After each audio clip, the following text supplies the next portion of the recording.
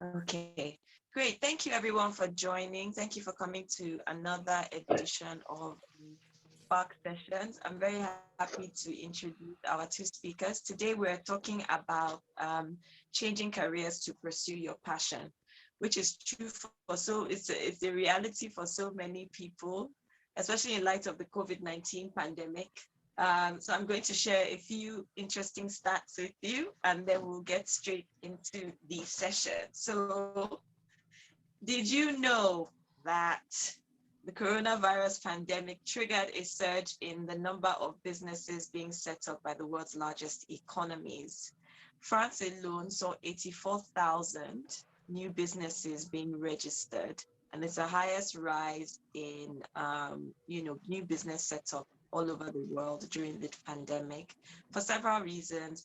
Some people were furloughed from their jobs. Some people like myself made a decision that if I did not start my business now, I would never do it. So, life just became a lot more, I started to become a lot more intentional about my decisions when the COVID-19 pandemic hit. But we'll go more into that. And I'd like to welcome my two speakers. The first is Mrs. Ifeoma Williams. Ifeoma, I'm going to let you introduce yourself to everybody. By introduce, what do you mean? Who are you? What do you do? What are you passionate about? And where are you joining us from today? Okay, well, hello everyone. My name is Ifeoma Williams. I'm joining from Lagos, Nigeria. I am an executive presence and leadership coach. I'm an image consultant and a public speaker with a background in law. What am I passionate about? I'm passionate about helping people. We'll dig more into the... Okay. Well, my passion basically is helping people realize and project the best version of themselves. And I do this through coaching and training. And then Emeka, where are you joining us from? Tell us a bit about yourself and what are you passionate about? Okay, greetings to everyone. My name is Emeka Emecheta. I am joining in from Mars, Pennsylvania. I'm a voice over actor / event compare. And what I'm passionate about using my voice to bring stories to life, or more like bringing life to stories with my voice. So. Awesome. Thank you. Thank you both for joining us today. So we're going to get straight into the conversation. Ifeoma, so what was your transition? You just mentioned that you had a career in law. So if you could just talk us through what your transition was and what prompted you to make that change at the time and when that actually happened. Okay, so straight out of law school, I was hired by Nigeria's #1 law firm at the time, Aluko and Oyebode. I practiced in Aluko and Oyebode for a couple of years, and then I moved to Strachan Partners. I actually rose to the position of junior partner.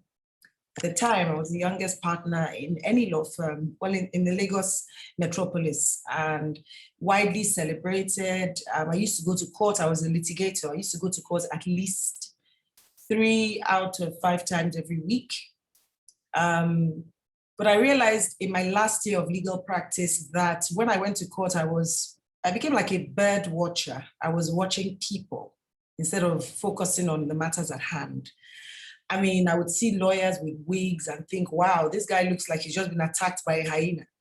What is this wig, And I know they call charge and bill lawyers, looking really crazy. And I just started thinking, how can I help people look better, And I don't know if you've ever heard the running joke where, you go to court in Nigeria, all you have to say is, with respect to this honorable court, you announce your name and say whether you're appearing for the plaintiff or the defendant. But you hear things like, with sublime humility, my lord, A.A. Ajayi for the, what is sublime humility? So, I know there's acting in law, but at the end of the day, it just sparked something in me that these guys can actually sound better, they can look better. And I found that when you saw people like Bankole Aluko, God rest his soul, Tanimola Jo, Koinsola Ajayi, the Mbanefos, when they addressed the court, they really held court because they looked the part, and of course, my principal, Yemi Kandi Johnson, they looked SAN, they looked the part, they sounded, you know, and I just thought, wow, I didn't realize there was actually a career called image consulting where you could help people become better versions of themselves. So I think the final straw for me was one day in court. Two things happened. The first was one guy was saying, and the man surreptitiously removed the subject matter. Surreptitiously, I thought this guy is a lawyer. He kept saying surreptitiously. He meant to say surreptitiously. And then another day was when my principal, I was appearing in court with him, and he said to the judge, hitherto, my lord, and the judge said, Justice Mustafa said, hitherto, Justice Mustafa was like, hitherto, Yemi, what do you mean hitherto? And my principal said, hitherto, ma. He said, Yemi, speak English in this court. You've come with this, your big grammar. And then my principal said, before, my lord. He said, hey, now you are speaking the one everybody here. He said before, and this was a judge in the Federal High Court. So first of all, those things informed my passion to want to help people. Initially, it was just about their appearance and presentation. Then finally, my heart was completely broken when I realized that I was practicing law in a state of anarchy. You will go to court and you know that the judge has definitely been bribed. So it sparked that passion to want to help people. And so I transitioned to image consulting initially. And that journey has taken me to all kinds of things, media management, and eventually to where I am now, which is coaching. But coaching still from the perspective of enhancing people's images and careers and helping them harness their full potential. So that's my story in a nutshell. Thank you for sharing. And Emeka, what was your transition happened a lot more recently? So what was why do you get about of sign there? Because I don't want my image to show. Why are you just share with us? I don't want to see. Okay. Oh. Sorry, you like it? There's some noise in the background. Yeah. Go ahead, please. Everyone. Okay. So my question was about your transition. How did you make that transition? What prompted you to make the transition? Because yours actually happened more recently, a lot more recently than Ifeoluwa's did. So can you just talk us through that? What are your motivations? Okay. There were two main factors that prompted my transition. One was family, and two, passion. Now, I'm a petroleum engineer. I've been practicing for over 20 plus years with a couple of multinationals. The last one being with Chevron. I got hired with Chevron in Houston. So I've been with them for over almost 16 years. And in that time frame too, I've been opportune to live, work, and travel to different locations. I think I've been to over 30 plus countries to date. And along the line, I've also had a burning desire to pursue what I think I would like to do, which is voiceover. Family was my first reason for the transition because I have a relatively young family. I have a 12-year-old and an 8-year-old. I have two daughters, 12 and 8. And my wife happens to be in the same industry as I am, oil and gas sector. And our work schedules kind of made it, because we happen to be on what you call international assignments, working outside your base. We've been married 13 plus years, and we haven't really lived together. Funny enough, the longest time we lived together was when we got trapped during this COVID time frame, believe it or not. But we've lived in different locations, worked in different locations. And sometime 2020, well, last year I was on a 5-year assignment to Nigeria, which ended at the end of 2020. And she also, as I was returning back to the US, she also happened to get an assignment in the US, but also now in a different region. I was moving back to the South, which is Texas, and she was moving to the East Coast, Pennsylvania.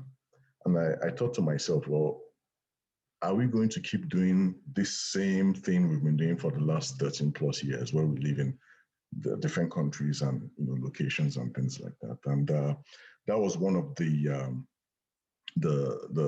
driving forces why, although I had already started prepping to leave, but that was one of the driving forces why I'm like, okay, this is the time to actually make that switch. So it's funny when you mentioned the term, a lot of businesses were formed during the COVID era. I was smiling because like, well, I never thought about it, but I happen to be one of such.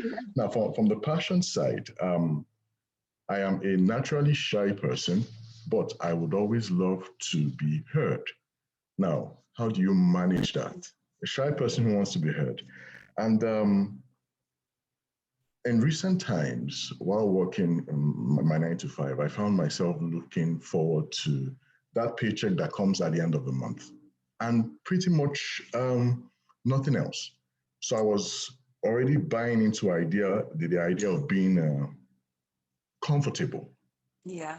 Maybe complacent, but definitely not fulfilled.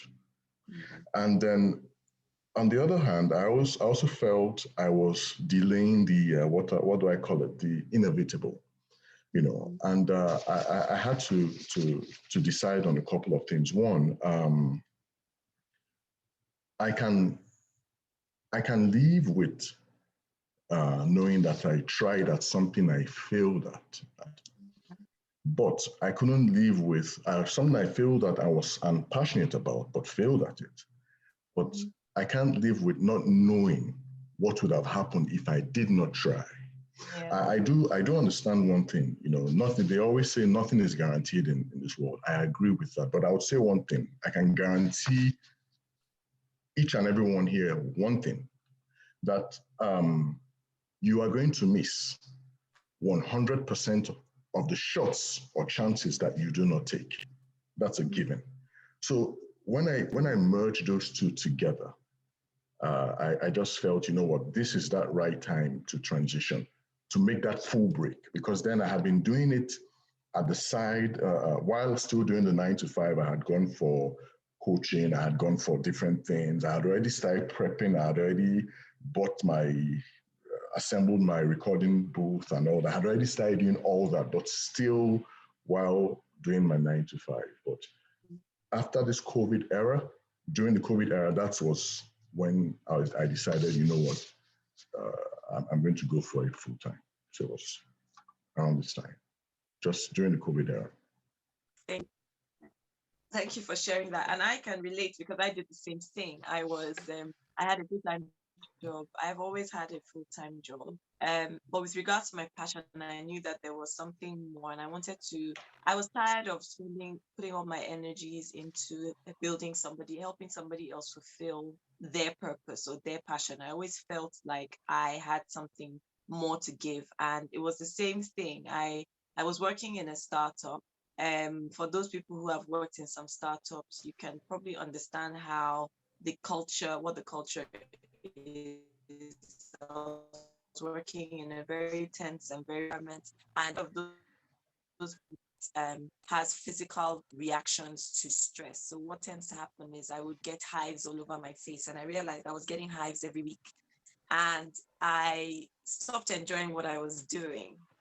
And COVID hit, and I think the timing was just right, because one of the reasons why I probably never pursued what I wanted to do, which I had been in my heart for about 7 or 8 years prior. Well, it's 7 years prior. Was fear, really, because it's a big risk being a step out on my own. But I had encouragement. So I remember going back to my old boss and asking if there was a trying to get my old job back. And he encouraged me and was like, no, I think you're ready to do something for yourself. And if you never do it, you'll never know. And I took that plunge. It's not for everybody. It really isn't. But I also found that I wasn't spending a lot of time with my children, which was very, very important to me as well. And I just wanted that freedom to have more control over my time and more control over what I was doing and actually make the impact that I feel like I was my purpose, But it is very scary. It's very, very, very scary. But very fulfilling at the same time. Thank you for sharing. Thank you. Ifeoma, the next question is, so when you decided to make it was a big transition that you made from a legal career to image consulting area. Was it just an interest? Did you have to get extra training, to prepare yourself? So I was lucky. So like I said, I didn't realize there was such a thing or career or profession. And my classmate in University of Lagos, Omoyemi Akerele, called me one day and said, look, I've just come back from the UK. I went on this course in a place called Aston and Hayes. This course is for you. I mean, since University of Lagos, so a bit about that. I was a businesswoman in Unilag. I used to do wedding hair. I used to dress people up. When you ask your parents for money and they just give you a epistle from Paul to the Corinthians, and man needed money, man. So I just had all sorts of businesses. I had a mini conglomerate, pedicure, hair, everything. And so Omoyemi had noticed that from school and just said, look, you should actually go and do this course. And so I got to the office one day, I can never forget, 24 Campbell Street, Knight Frank building. I was at my desk and I was trying to type a legal opinion and I just got up and started screaming. I ran into my boss's office, I knelt down and I told him I want to go home now. And Mr. Johnson was like, what is wrong? Calm down. I said, no, I want to now, I need to go. And he was like, what is it, marital? Is it? I said, I'm resigning now. I'm going. Anyway, Mr. Johnson thought, maybe she needs to gather herself. Maybe. I am happy to announce that it's been over 14 years and I did not go back to my desk to collect a pen. My personal effects were brought to my house. I didn't go back because I didn't want anything. Maybe I'll walk into the office, they say there's one case and then they'll, big you up and say, you're the one who can face that judge, then you'll be hyped. I did not go back. And so, yeah, I had to get training. I went to Aston and Hayes, I got trained in image consulting, proper color, style analysis and all of that. And then I started doing follow-on courses in public relations and media and all sorts of things. And then I got certified, my coaching certifications, and I'm just doing another one now. So the thing about careers like image consulting or coaching, they evolve so quickly that your hours are important, right? But also you're updating your qualifications and all of that are also very key because new techniques come out and all of those kind of things. So yeah, so I did have to get trained. And Mike, I think you also mentioned that you started getting coaching and so on when you decided that this was really what you wanted to focus on. You started getting the help to make yourself, more, knowledgeable about the field. So what kinds of things did you do? So for actually, when I started, I did not tell any family member. Because something similar to what Ifeoma mentioned about not wanting to go back to the office because she didn't want to get pulled back in. So when I decided I wanted to do this, I didn't tell any family member. I had done some research about possible talent agencies, talent management agencies, and I found out that most of them were either located in the US area, in the New York area, or in the California area. And I've been to both states, but I found one, and I tried to look at the websites. I looked at the people behind them, and there was a company that I liked, and I saw the email. I searched for the email of the guy in particular. I liked his profile, Andrew Atkin. So I sent him an email. But I'm shy about that email. I told him I sound like James Earl Jones, and a mixture of James Earl Jones and Barry White, blah, blah, blah. I put in everything I wanted to put in there. I said, and in that email, I said, please just hear me speak for 2 minutes. That was the email.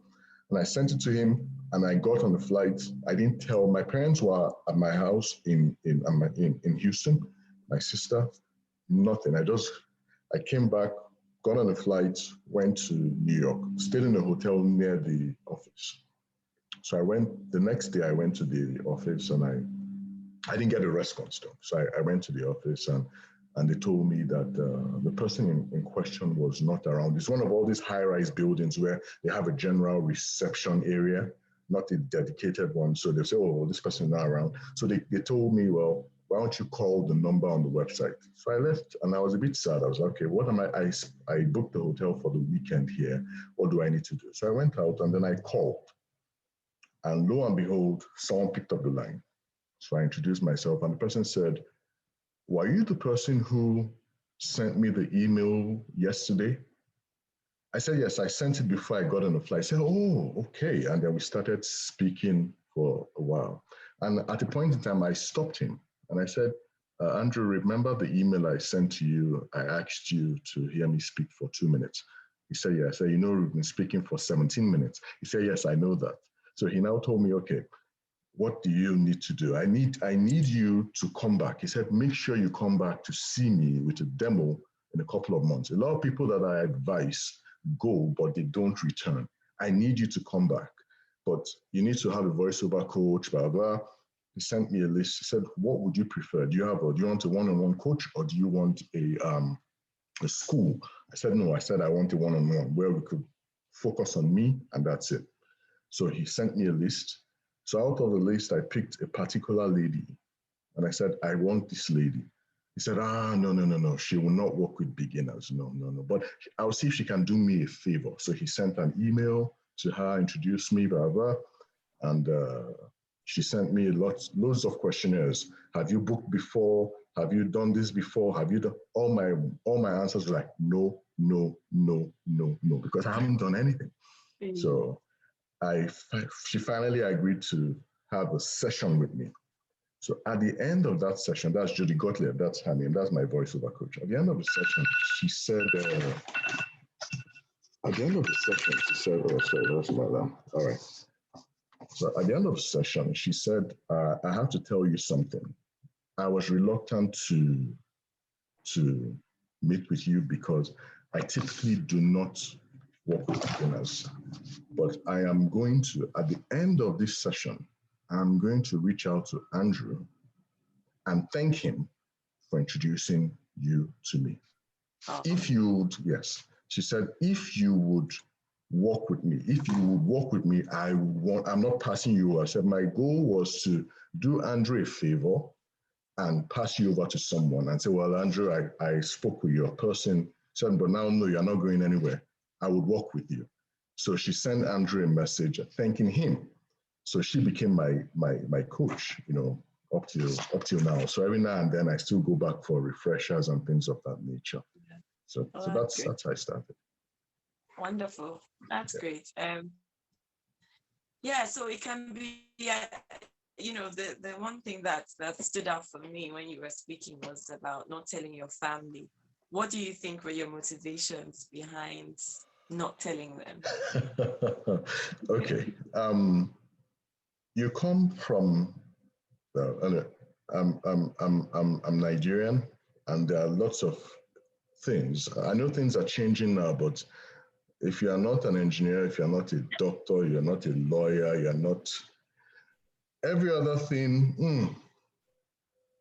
you may be looked upon as, okay, let's see where this goes.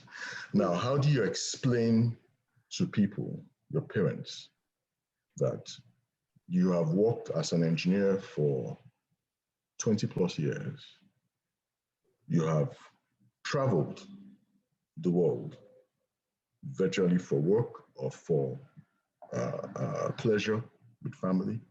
You've done all that, and the only place you could go from that engineering career, worst case scenario is you remain stagnant, but the only place you could go is just to keep going up. And then you want to leave all that and now go into voiceover, a complete 360 turnaround where nothing is guaranteed. You're starting all from scratch. Nothing is guaranteed. How do you explain that? So that was the reason why I was reluctant to actually mention it at first. Like, this is what I want to do. You know? And also that was also one of the reasons why I didn't start this 5 years prior to the time that I actually did start it, because when I wanted to start it, I looked at a couple of things, because I know you also have to check yourself too. Yeah, have a passion, but you want to go out and have a passion and then become a burden. That's not what the goal is. So I had to check myself, okay, I want to start this, but I just have an opportunity to go to Nigeria for 5 years where I could learn something new in my field. I would also make additional money because I'm working as an expat in a different country, which coincidentally you're working as an expert in your country. How cool can it be? Then you could try to put your ducks in a row because you're also a family man too. You can't tell your kids at the point in time, that is a voiceover actor and that's it, and nothing else. So I had to try to, put some things I put some things in perspective and arrange some things before I make that transition. So. Yeah. Like for me, I come from a very open family. We're very maybe non-traditional in the real Nigerian sense, but I found that when I started my own business, my parents were very supportive, and people around me were very supportive, but I don't think they realized when they would say things like, oh, so when you get another job, and I just had to keep reminding people, but no, this is my job. Oh yeah, so by the time I was planning to relocate to the UK, okay, so when you get to the UK, when you start working, and I'm like, but I work. I already work. I already work full time, more than full time, in fact. So there was that, and a lot of people, and let me know if you agree with this. When you start your own business or you start a venture as an entrepreneur, that fear of failure is there, especially because potentially you have to go back to your family. Your family means, oh yeah, sorry, it's that additional pressure to succeed is there, and it's very strong. If what was your experience when you just quit on the spot? Yeah, I did. So, I mean, Emeka knows my family very well. I remember calling my dad and telling my dad that, I've left law, I want to become an image consultant. He said, what does that mean? You want to become a media advertising guru? I said, no, that's not what I mean. I'm going to teach people how to look, my father said, wait, you want to leave the law and go and teach people how to pair shoe and bag? Which color of shoe and bag that you want to leave law and go and tell people what to wear? I don't explain it. So I was trying to explain that it's more than just what they wear, is this. My dad said, you want to rob me of the privilege of coming to your investiture as a senior advocate to go and teach people how to wear shoes. You see, the thing for me was that when I was practicing law, a lot of the judges, Justice Rhodes Viver, when I told him I was leaving law, looked for my dad to say, is everything okay with this girl? I mean, is she suffering a nervous breakdown? Is the marriage okay? Because she says she wants to, So there was a lot of pressure. So I can relate to not mentioning anything to anybody. Mm-hmm. But it was funny how within 2 years of leaving the law, my parents became my greatest cheerleaders. My mom came around very quickly, you know. My dad was visibly upset. He did not understand. He said, okay, so when I'm sitting with like friends and different people and, before now I used to say my daughter is a lawyer. What will I say you are? I said, image consultant. He said, what does that mean? Explain it in English. Image consultant, meaning what? Okay, yeah. Lawyers, as a litigator, you then become an SAN, Senior Advocate of Nigeria, or what, or a top shot corporate commercial lawyer. Image consultant, what's the pinnacle of your career? Broadcaster, what? Where are you going, So my dad it didn't sit well with him initially.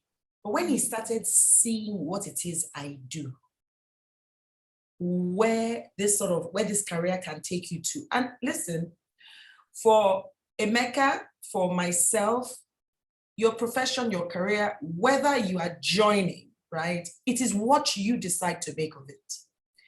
My style of coaching, I say without fear of contradiction, is not like any other I've seen.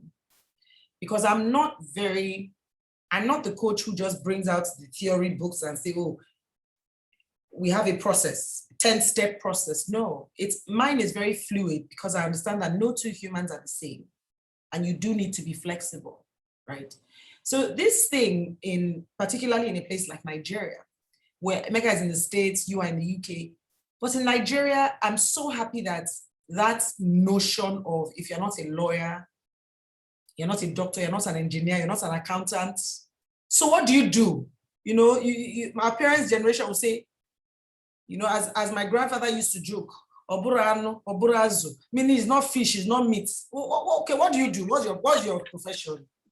Once they don't hear lawyer, they don't hear engineer, they don't hear doctor, accountant, pharmacist, Yeah. I remember once, it was so sad.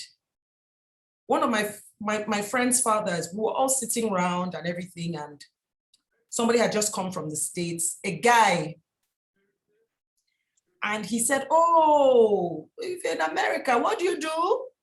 And this guy said, I'm a nurse. And the man said, nurse quoi? Hey, man nurse, as in you are a nurse. Yeah. You did that America, can you not just read some more things and become a doctor? Nurse.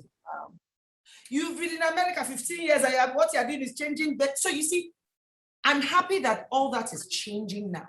Yeah. And people now understand, right, that, hey, there's more to just the face value of what the definitions or descriptions, or I don't know whether to say stigma and all of that, or that if you don't belong to certain professions, you are not, because the world has really evolved. Yeah. And you can actually, as far as I'm concerned, particularly post-COVID, yes, we still have headers like coach, VO actor, image consultant, publicist and all that. You can create your own career. Yeah. Not even just, you can create a profession. Mm-hmm. As long as what you are providing is a solution that is sought after to a problem. Yes, for sure. So you can carve out a niche. Pretty much, people might argue that, all the professions that there will be are already, but no, I still think the world is evolving. And plus, another reason why I'm happy I took the leap of faith is in the next 10 to 15 years, there's a book I recommend everyone to read. It's called Industries of the Future by Alec Ross. Many professions are going to become automated, and so human participation will not be required. Yeah. It will be some professions will be obsolete. Robots will be managing those desks and things. So, that's another thing that, I've come to realize. But that's my story, and I'm just happy I took the leap of faith. Yeah. Yes. Thank you for sharing that, because it is very daunting, and it's very lonely as well, in that you have to be your own biggest cheerleader, because not everybody will even support you or support that move, because it goes against what they think the steps are in life. Okay, you go to university, you get a job, you get married, settle down, but why do we all have to conform to the same blueprint? You know, everybody is made for different things, and to pursue different careers and to pursue different passions and, you know, fulfill different, you know, purposes in their life.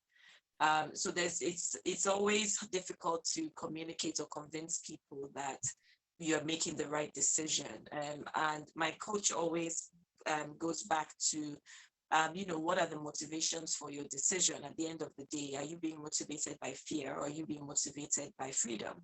And if you sit back and you think about it, what is really holding you back from taking those steps? Probably the cushion of, you know, a paycheck at the end of every month. But ultimately, how fulfilled do you feel doing, you know, going around like the hamster wheel, you know? For me, it was affecting my health, and I knew I just wasn't happy, and I wanted to be happy, you know? But then how do you know, how do you identify? I know this is a bit further down, but how do you know what your passion is? I think we've talked about just basically your interests, what it is that makes. I was talking to someone today, and she was talking about how, you know, certain things give you certain feelings. Like when we were talking about social impact, and she was like, "Oh, that made me feel really warm and fuzzy inside." Like there's a physical feeling. That's something that you can relate to when you're close to, or when you are talking about what you do. Can you actually physically feel anything? Is that how you kind of know? By being in tune with yourself. That's one thing. Another thing I would say is, yes, we all have bills to pay, and Nigeria is getting very expensive, especially with the pound being 716 to 1 naira. £1, 716 naira this morning. 720 if you're buying pounds, if you're selling 716. So with that in mind, even then is what I wanted to say. The one thing that can get you out of bed at 3 o'clock in the morning without the thought of whether you'll be paid or not. So what's the one thing that can wake you up 3 o'clock in the morning? Before, I need you to do this. Come and coach someone. Come and tell someone what colors to wear. Come and tell them how to address a room. Come and tell them how to package themselves. Come and tell them how to sell ice to an Eskimo, you know? That's the one thing I would jump out of bed and not worry about the money. I mean, yes, it gives you fulfillments that you can earn. You know, the thing is, when you know your passion, you're being paid for it, it's such a blessing. But if you do not know the business of your passion, then it becomes a passionate hobby. Yes. So it's important to understand the distinction, because the kingdom of God suffered violence, really, and things are expensive. But what can get me out of bed at 3 a.m. for no pay? And that's what I'm doing. Yes. Yeah. And Micah, do you have anything to add to that? Yes, I'm in agreement 100%. Just like Ifeoma mentioned, yes, if you are doing something that you really love, and then you are getting paid for it, well, that's an added advantage. It's a blessing. And I'm going to throw it out there. You know, a lot of people always say, I love my job, I love my job, I love my job. And back then, I used to ask some of my colleagues, if let's assume the company says, you know what, don't go to work for the next, this was before the COVID era, okay, where we had to work from home. Don't go to work for the next one year. And in that 1 year, we'll still be paying you. You can go in if you want to. If not, you just sit back at home and relax, and we'll still pay you. Yeah. How many of you will be going to work? A lot of them said no, they won't. I say you are not passionate about your job. Then it's the money that's the driving force. So stop saying, oh, I'm passionate about my job. Because if you're passionate about your job, you probably would even do it without thinking of the money. It would be good to be paid for it because it shows appreciation, but doing it because every time someone says, hey, come and voice something, come and put the voice to, bring a story to life with the voice, come on, man, wake me up anytime, I will do it. But it's nice to get paid to do it, but that was not the driving force. Yeah. So I agree with you for my 100%. Great, thank you for that. So I'm going to add something in terms of getting to know who we have in the room. So please drop in the chat where you know who you are, what you do, where you're from as well, where you joining us from. I'd also like to use this as an opportunity for people to connect with each other as well. So it'd be very good to, you know, if you have a website or social media or your LinkedIn profile, please drop it in the chat so that people can connect with you. The reason why I've added this segment is also experiencing, you know, the power of community and the power of connection, and how, you know, how that helps us to even, first of all, realize that we're actually not alone in the journey that we're on, to learn from others and connect from others, and maybe later on there will be some opportunities that come out of there. So I'd really like to encourage everybody to connect. I'll drop my own LinkedIn as well, so just, you know, get in touch. So my next question is, so I think for yes, let's start with Emeka. What was it like for you at the very beginning? So you took the leap of faith. What was it like for you at the very beginning? Just like so far, just like in the corporate world, I've met a good number of people who have genuine interest in my work, and believe that I can add value to their projects, and are willing to help along the way. They are willing to bat for you. In the same vein too, I've also experienced people who see you and what you do as a potential and immediate threat to what they are doing. And on that note, they are not so willing to assist, but would always want to hang around you just to make sure you remain stagnant, just to make sure you're not moving anywhere. You know, in the corporate world back then too, when I worked with some of all these companies, you would have a supervisor who will, especially when I worked in the field, when they want to change a valve is when they'll send you to go and do something so that you would not see that last intricate part of what is being done, because they are scared that at some point in time, you would be that person that is going to replace them. So they want to hold on to that job for as long as possible. So they leave with the knowledge. They leave, there's no transfer of knowledge. So I've met people like, but also there are certain people that you meet in the same corporate world who are like, man, you know what? You have the potential. I'm going to groom you to even take over from me when the time comes.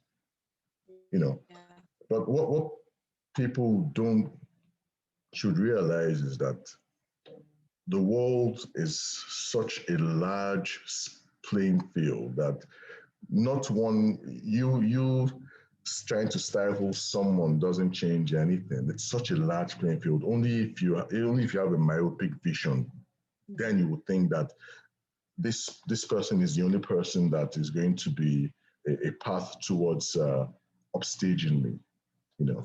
But so for me, I've met good and bad people, but I always try to. It's not something. It's not new to me. Maybe it's a different industry, but it's something I've been used to for a long time, you know. So, but I try to surround myself with positive-minded people and people who are also hungry to add value. You know, that's what I do, and also believing in what I do. As long as I am convinced, I'm yet to see someone who says, you know what you are doing or what you do doesn't make sense. As long as that's a personal, as long as I'm yet to see that, then it means I'm onto something. So I keep doing what I do, you know, going forward. That's good. Thank you for that. Thank you very much. Yes, so it's a lot about self-belief, isn't it? It really, really is. Ifeoma, what was it like for you in the beginning? Because I imagine that there was a lot of education that you needed to do early on, because the industry that you're in was still fairly, you know, foreign in Nigeria when you started. So what was it like for you when you started out in the beginning? So the only other certified, qualified image consultant in Nigeria at the time was Omoyemi. I'm breaking into the Nigeria market. The easiest thing to do was, obviously, as I said, with whatever you're doing, is to provide a solution. So with the whole gamut of image consulting, being appearance, behavior, communication, the easiest breaking point was appearance. Yeah. And that's how my foray into fashion styling started. But I would say I was lucky because there were certain designers who had foresight. And so I was extremely lucky starting out and working with heavy hitters who had won awards across Africa and the world, like Diola Sego. So it's very, I'll tell you an interesting thing about my career. I say with all humility that I paved the way, or Yemi and I paved the way for younger stylists. And people are now willing to pay a premium for personal fashion stylists when I've walked away from that aspect of the business. No regrets. But at the time, you would have celebs. You would have celebs. People say, to select my whatever to go to an event and to style me forward, pay that kind of money. And you would have, there were times I walked away straight away. And that's another thing you have to learn as an entrepreneur. This is maybe far out, but I'm just, I mention it now. Never be afraid to give back 100% of whatever you've been paid, to walk away from business or a client that will finish you emotionally. Yeah. Only the living can work. And you see, with coaching, first of all, not even image consulting now, there needs to be coachability. So if someone is even willing to pay top dollar, but you find there's no alignment. So I've been asked before, but when you say there's no alignment, I thought you, coach, you're the one supposed to help the person become better. From the get-go, there's certain things you will notice. So what I do is I keep their money 100%, I don't touch it. And then I would allow maybe a session or 2 sessions, or maybe a third. Make some suggestions where it is met with, I give them their money 100%. Share, some stories about some celebs in Nigeria. This is not even coaching, image consulting, who I did a lot of work for. I mean, there was one particular person I'd worked for her for about 3 months, and she did not appreciate. It was truly a case of casting pearls before swine. And the day she made the comment that just all this plenty paper and talking, meanwhile your ratings had gone up, was when I cut my losses, gave her money 100%. And of course, in 18 months, she was back. Oh, let's just review. Hell, that's not happening. No way. So you must always know when to walk, right? You must always know when to walk. I've veered off so much, I forget okay, yes. So my entry point was fashion styling. I was lucky to have met people who bought into the idea early on. And then I also got some very interesting projects like the Lagos Carnival Queen, the first one, to organize that. Shinwa and I did that together. So I would say my career path was, I won't call it luck. My network was good, it helped, but it was a lot of hard work, a lot of convincing. And then when I switched again to coaching and corporate training, I had to knock on doors. Initially when I would get a no, it would affect me. I would want to stay in bed for days. But now, no is like body cream. I rub it and just say, well, another door will open. I mean, if this person said no, why did they say no? And then move on to the next thing. So yeah, entry was, sorry, you said something? And also, what's the lesson, What can you learn from that experience when, those kinds of things happen with clients and you have to release them? then, you know, take a step back to think about, okay, so what's the lesson and how can I take the learnings from that experience into the next relationship, you know? Yeah. The number one lesson is you really need to know who your client is. You need to have some kind of criteria. Your radar needs to be very sharp. There are many people, many are called, few must be chosen. There are many people who will come and, you know, maybe because of the glitz, or they feel you've done it for somebody else, feel, oh, I want to hire you, you know, but they don't understand your value. That's number one. They don't even understand your service. They don't understand your product. And you see, once you offer an intangible product, you must be able to reduce your solution to a definition on paper, such that you say, this is what you will get, this is by when you will get it, and then this is how we can track progress. Yeah. So the takeout for me from that relationship was, you know what, moving forward, I'm not going to offer a lot of freebies. I'm not going to say, you know, I mean, I used to serve with such, not that I'm not still compassionate, but I'm more brutal in business now. So there is a clear goal. There are yardsticks or milestones rather, right? To gauge how we're progressing and to quantify and to say, look, I've earned X amount if it's a retainer, right? And, you know, we measure as we go along. So now I have the full, what's the word I'm looking for? Prerogative to say, look, you're not working with me to make this happen, but I've done X amount of work to this point. So here's what's going to happen. I'm going to sever this relationship. And because you've wasted my time, this is X amount I'm giving you back. Or I'm not giving you any money at all. And you must make sure that your agreements are watertight. I mean, as a lawyer, I should have known that.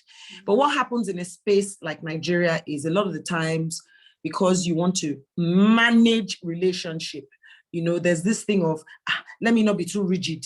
Let me not come with agreements now. Maybe it will chase them away. No. From the get-go, let people know how you operate. Yeah. Let it just be clear cut, you know. So those are the takeouts from that experience. Yeah. Thank you. Thanks for that. So you talked about things that you've learned along the way. I'd really like to ask everybody in the room, if you have any questions, please drop them in the chat. Also, if you have any similar stories that you would like to share, please join in the conversation as well. You're free to chime in. Just raise your hand and I will ask you to unmute and share. It's always good to share with each other. So even if you are thinking either you've done something similar, i.e. you quit a full-time career and moved on to pursuing your passion, or it's something that you're thinking about, or it's something that you've sort of started while you're balancing a career before you then take that leap. So if you have any questions, please do chime in. We're going to wrap up in about 5 minutes or so. So we're talking about some tips and some advice. You've shared some very valuable tips, Ifeoma, as well, for anybody that wants to start out on their own. I'd like to hear from Emeka what advice you have for people who are faced with these similar situations, similar decisions to make. Okay. I would like to start out by saying that life is a journey filled with time and chances. Chances maybe being opportunity. The unfortunate thing there is that time, we can't buy back time. But chances, opportunities, we, God willing, would have more than one. Only you can decide the time for a career switch. But in doing so, you need to evaluate your personal and also family situation before you go into it. And when you do go into it, don't assume that you will be an instant success. So you have to be prepared to hit potholes along the line. And you will, this is a guarantee, you will lose some battles. Mm-hmm. And when you do, fail big, fail forward. And when I say fail forward, I'm going to leverage off what Ifeoma mentioned, where if she receives a no, she wants to know why was the reason I received that no, so that she could prepare herself for the next person. Maybe not. So when I say that, I say fail big, fail forward. because the goal on the long run is to overcome your battles and win the war, which is reach the pinnacle of what you want to do. So that's my advice. Thank you. Would you have any advice about the people that you surround yourself with? Have you found yourself in situations where perhaps there isn't an alignment with where you want to go and the people that are closest to you? Have you found yourself in situations where you've had to make some hard decisions about who you surround yourself with and your immediate community or your tribe? Okay. For me, ever since I transitioned to the VO community, my go-to people now are like-minded people. I still have my friends in the engineering field and all that, but we talk about what we talk about. But when it comes to voiceover, which is my newfound community family, I have certain people that I leverage off of. My coach being one of them, my talent manager. I mean, I leverage off you showing your group, definitely. Informa has been an immense resource to me. Because even at the time, this is a story, but I don't know if I need to mention it, but my coach told me at the time, said, well, why you have a nice, you're based in the US and you have, your voice is unique, but why don't you think of doing something global? Instead of focusing only in the US, why don't you focus in Africa, Nigeria, where the way you sound is, I mean, nobody will say you have an accent if you are in Nigeria. And I started thinking to myself, and I said, wow, I have family who is in that, who more or less owns that space, who is a pioneer in that space. So I reached out to Ifoma and I'm like, Ifoma, you know what? I need you to get on Zoom. I want to talk to you. I want to go into voiceover. And she laughed and she said, Rebecca, I never saw you. I saw you as a oil and gas 9-to-5 engineer person, even though growing up, you always used to imitate all these actors or all this, because you used to watch a show then, all the Carry On series. And she looked behind. And she looked behind and she said, Rebecca, guess what? She just looked behind and brought out 3 books. She said, look at this, voiceover 1, 2, 3, voiceover this. Like, I'm actually coaching someone about voiceover, about how to be a voiceover. And here you are, you just call me. So it was just, so that's why I say time and chance. When things align, there are certain things you can't put past. So I just surround myself with people who are like-minded, who genuinely are hungry and passionate to see you grow, because when you grow, they grow also. So. Cool. Well, thank you for sharing that. If I saw your hand up earlier. Yes. So I was going to say about negative energy, whether it's family or friends, it might not even be directly related to your career or your profession, but your radar has to be up for negative energy. Yeah. There are people who, even from very simple, basic conversations or, as I said, family or otherwise, their responses, right, can provoke and bring out the worst negative energy. You have to be very careful about, what kind of energy you let into your space and how, because Emeka was relating it to work, but I have to say the sort of person I am, negativity seeps into me very easily because I find that I'm a very happy person, right? So because I don't want it to affect me, you have to see people for what they are and actually feel sorry for them. Some people will go out of their way to provoke you because they want to elicit a kind of reaction from you in business or otherwise, or family, or, and they're battling their own demons.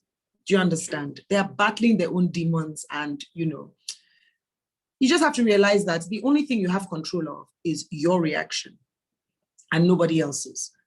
And then there's some people, them to be of particular character and stuff like that. Why I'm saying this and taking it away from just work is because you are a wholesome being and your relationships largely determine how far you go. You just find that you could be on a conversation. For instance, WhatsApp group. and you're talking about a particular thing where everyone can share, and somebody just wants to be rude and just take it out of, that those kind of things, you understand that those people are battling their own demons. Something, yes.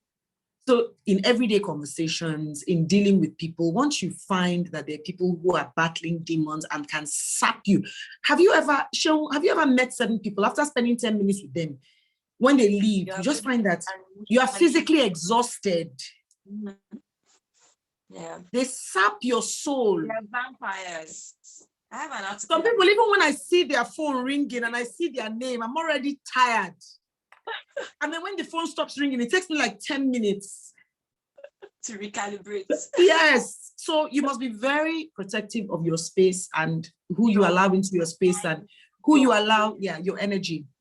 So that's it. And it applies to work because you're a wholesome being, Yes, that's very, very true.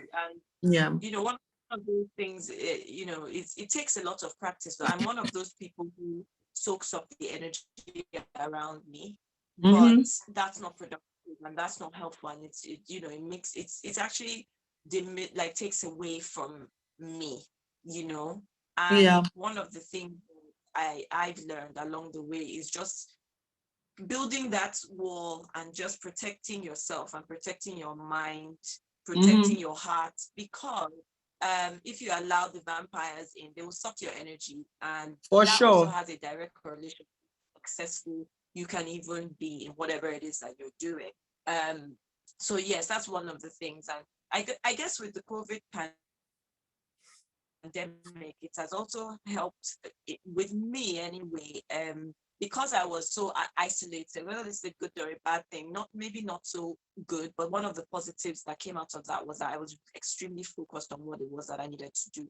And I became more focused on being very selective about who I would interact with, who I can add value to, but I can also learn from, and kind of dropping that ego thing of feeling, maybe it's an ego thing, but also feeling inadequate near people that are around people who you feel know more than you do or are more successful, and kind of flipping my mindset to be surrounded more by people who actually know more than I do about something, and using that to learn. So recently I've joined Lunch Club. I've been telling everybody about Lunch Club, by the way. They should make me a brand ambassador. So there's a network. You told me about called Lunch Club.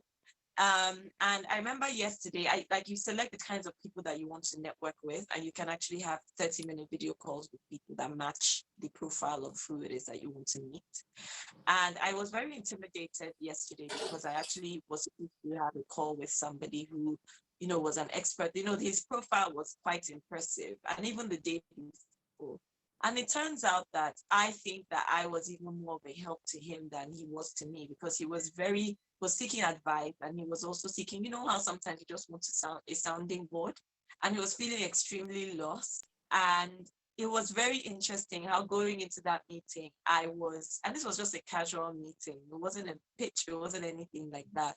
I was already feeling quite worried about, what am I going to say to this guy? What if he asks me a question? What if he's more intelligent than I am? All those thoughts come into your mind. And one of the things that I've learned during this journey is humility. Just go in with an open mind. Give what it is that you can give, and actually value yourself, because you also have something positive to bring to the table. Not everybody knows what you know at the end of the day, so it's been quite an experience. Okay, so one of the things that we like to do, since nobody is asking any questions, is to drop book recommendations or podcast recommendations or anything that you think people might find useful that have helped you. We usually send out a list, like a book list or a podcast list. So what are you listening to at the moment? What are you learning from? What have you seen recently that has had an impact on you? Emeka, will you go first? Okay, yes. I read a book which was actually recommended to me by Foma. It's called The Vision Driven Leader by Michael Hyatt. Very good book. similar situation too. He was an executive in a recording, in a media type. He was high up and decided to leave. And in a couple of months, he lived in New York and was contemplating going back to his old job because, things were not how they seemed at first. But he had to, the good thing there was he didn't go back, but he had to re-strategize. And on the long run, he changed his ideas and his vision, and he waded through the storm, and he's where he is now. Another book I have read that I like is The Obstacle is the Way. Okay, yes. Which is Fantastic. Yes, Ryan Holiday. Holiday. Yes, The Obstacle is the Way. Yeah. And then Think and Grow Rich by Napoleon Hill. Yeah. That's the winner. You need to watch the documentary. Super. Ifeoma, I know you have lots of book Yeah, recommendations. but look at the just it's terrible. back to That's all I do is read. Yeah. Then I'll give you a Yeah. But okay. I was actually Any book recommendation? Yeah. The podcast I want to recommend, first of all, is by Michael Hyatt, who wrote Vision Driven Leader. It's a weekly podcast and it's called Lead to Win. Lead to Win, not lead. Lead to Win by Michael Hyatt, yeah, and his daughter. And then the book, 2 books about taking care of yourself and your mind, your mental well-being and all. The first one is Sleep Revolution. I'm reading that now. It's by Arianna Huffington, the founder of Huffington Post. You can imagine when the founder of Huffington starts writing about sleep, you know the importance of sleep. And then the other book is a book I read every year. It's titled Miracle Morning by Hal Elrod. I've told everyone about this book. It's about developing, sorry? It's a very easy book to read too. Very easy, and it changes your life if you're able to incorporate those 6 habits every morning. Yeah. So, I mean, having morning habits are I tell everyone I coach or meet about Hal Elrod. And it's, so those are the books I recommend. Fantastic. We may have recommended this book before. Starts with Why. Yes. By Simon Sinek. That's also a great book. And it just gets you to really hone in on why you're doing what you're doing. And I think it's very... there's a follow-on from that book. You can't read one and not read the other. So the follow-on is Find Your Why. Find Your Why, yes. Yeah, those 2 books, very important. Those are very solid books. And then he also has a lot of content. So he's on LinkedIn as well. I find that following authors and thought leaders on LinkedIn and other platforms like that is also quite a good strategy because they drop a lot of very useful nuggets on their social feeds as well. And I also watch quite a lot of videos on YouTube about different subjects. I've started getting into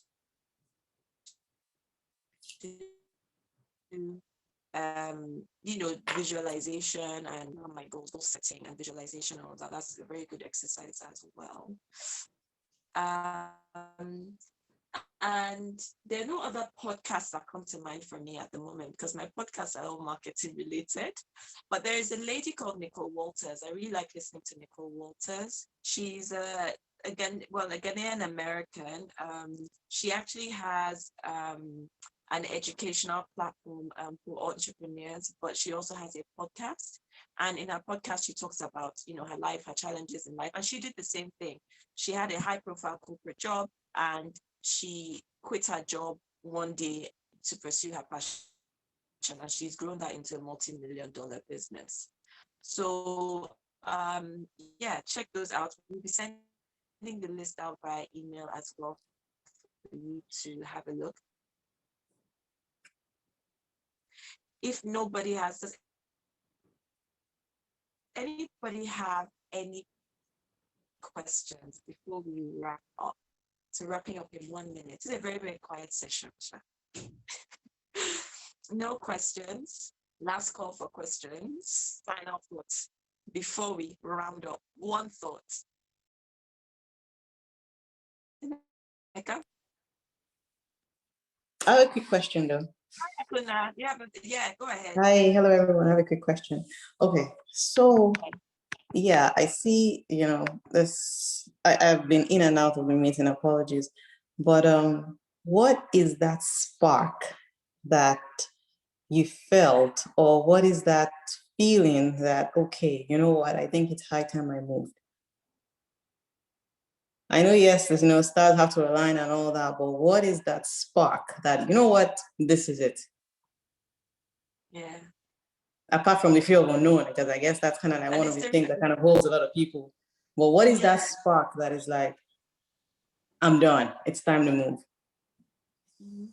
I don't know, I guess I want to recognize that when I see it. Emeka, what is the spark? Okay, the question is directed at me. Okay, yes, for me, at that time, when I started having that feeling that it was a gradual thing. For me, waking up every morning and going to work and not getting excited. At first, I thought it was a burnout. I thought maybe I was just being stressed and all that. But I did give myself a good amount of rest. I mean, there's what you call a family balance type thing, and I practiced all that. But every morning, I dreaded waking up and going to work. Yeah. And even Yep. while at work, I was just aloof. Yeah. I knew I could offer something, but it just wasn't in me. And the only thing I was looking forward to that excited me was when the money hit your account at the end of the month. And at a point, I felt I was robbing the company because I'm like, man, you're paying me for something that I'm really not into. And then when I go to work, I'm also thinking, I'm missing out on something. I should be doing something else. And the irony of it is the thing I was hoping to do wasn't going to pay me anything. I wasn't thinking of it. Wasn't the money I just want to do something else. I just want to breathe. I want to breathe. I want to live and breathe. So it was a gradual thing. And when it got to that point, it was then I'm like, you know what? I'm done. I'm done now. That was for me. Because I felt the same. I felt like I was drowning. I felt like I was underwater. All I kept saying was, I just need to come up for air. I wasn't happy going to work. It was affecting me physically. I did my back in. And during that time, I was getting hives every day. And I was just like, you know what? It's not worth it. It's not being worth it. And I found that I kept going around full circle to the same point for years. This idea would come and I would really physically get a warm feeling or this. I'm reading a book at the moment that's called A Happy Pocket Full of Money. And there's a chapter in there that talks about how you are spirit and you are body and how your spirit knows. And that's why you find that your spirit and your body are clashing, because in your spirit, the spirit knows what it wants. And you need to take some time out and block out all the distractions and all the noise, because that's how I found mine. I knew that there was something, but I did not know what it was. And I literally shut the world out for a couple of hours one morning. And I prayed. For those of us that pray, I suppose everybody has different ways of doing this. But I actually got quiet and I listened and I prayed. And that's where it came from. And I kept digging deeper and digging deeper and digging deeper. And there's a lot of value in just being quiet and being silent, because that's when you can hear yourself and hear any of the inspiration that needs to come as well. So for me, it was getting quiet to actually find it. What's the spark?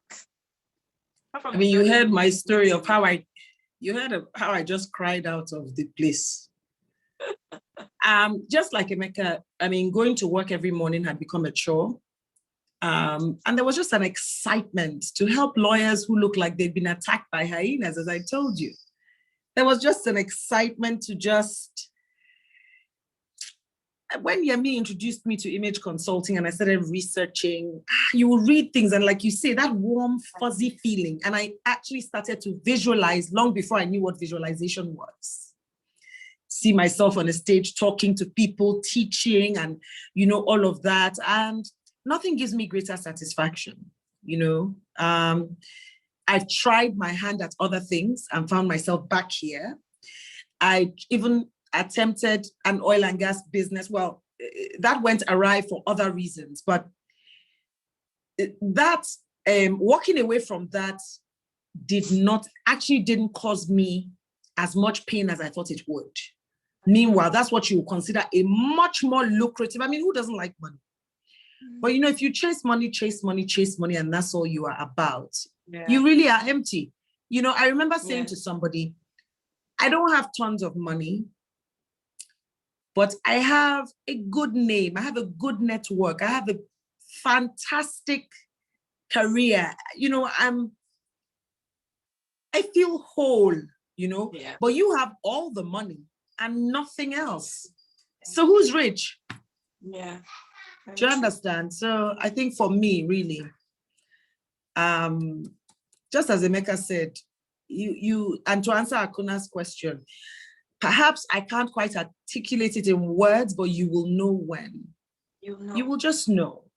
The itch, the raring to go, the attempts, and then the energy you would channel towards what truly is your passion. The willingness to invest in training, in the downtime when you're not making any money, you know, and just the thought that keeps you going that, you know, by the time I'm done with this, I will make a lot of money and I'll be happy doing it. So, yeah.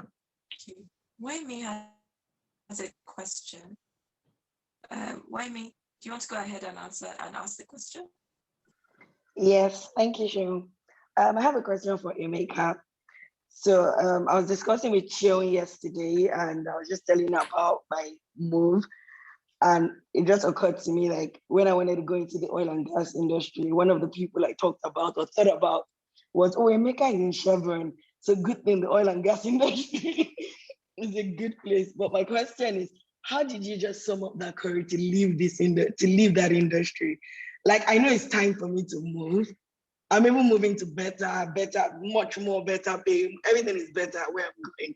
But just being in that industry, I've been there for it. I've given it 11 years of my life. You did 20. How were you able to leave it? Like, that's the only thing really holding me back right now, to move, to just change, just move to a totally different industry. Well, for me, it was, let me use the term, an easier move. When I use the term easier move was because there was already something that I wanted to do and that I had held back on doing for a while because I was comfortable in the oil and gas industry. I had always been comfortable. So the move, the transition to voiceover should have been 5-6 years ago. But I kept on holding back and holding back and holding back. That was for me. Now for you, I personally, and I've seen the demographics of the people here, and I want to go on a wild guess or assumption that a lot of us here are Africans. It doesn't have to be Africans. So we have a different mindset. You don't want to take that leap when you don't have an idea that you may land on something. You take a calculated risk. So for you, if there's something that you are already, that has been a child project that has been tugging at your soul for a while, keep nurturing it. And just like Ifeoma said, at a point in time, you would know the money now will not be the issue. The money will not even come in. Yeah. That urge for you to move would come. But try to make sure that there's something that you are moving to, so that you don't move out and then you are filled with regret. Oh, I left this for nothing, you know. So that's my advice. Like for me, I moved to something. Now, I can't compare voiceover now to oil and gas, but I'm seeing the potential. I've interacted with people that even in the oil and gas realm, I wouldn't have spoken to before, you know. So so that passion is already there. The only thing then, it's something that I'm doing 100% with all my heart because it's something that is of genuine interest to me. I just think it can only get better. Money and all that definitely would come, you know. Yeah. So that's my advice to you. All right, thank you. Doing it, but for other reasons, and it's not. Then the conditions will never be perfect either. But we tend to say, "Oh, I'll wait until." You end up waiting until you never do it. So, and of course, like I said before, it's not for everyone. And a passion doesn't necessarily mean like a business or anything like that. It could be anything, you know. It could be giving of your time to other people. It could be a hobby. It could be something, investing more time with your family and your loved ones. If for my last thought. Yeah, so my last thoughts are the first page of the book, Find Your Why. And Simon Sinek says, why do you do what you do? Why do you get out of bed in the morning? And why should anyone care? It is one of life's greatest joys to wake up in the morning, every morning, with a clear sense of why the day matters, why every day matters. This is what it means to find your why. It is the start of an inspiring journey, your inspiring journey. So at the end of the day, it's about you. You only have one life to lead and live. How do you choose to live it? What do you want to be remembered by or for? What legacy do you want to leave? If legacy is important to you, it's not important to a lot of people. But if legacy is one of the things that's important to you because you have children who you hope will have children, then what exactly is your why? And how are you going to make your life count? So that really is my my closing line. And thank you for having me. Oh, thank you so much. I've enjoyed this conversation. Must have you back for other things. So have I. Thank you so much, Emeka. Thank you for everyone who's given us time on their Friday. I hope you've benefited from the conversations. We'll share the resources via email. And join us again next month for another lovely discussion in Spark Sessions. I hope you all have a fantastic weekend. Stay safe and see you all soon. I'm going to end the call now.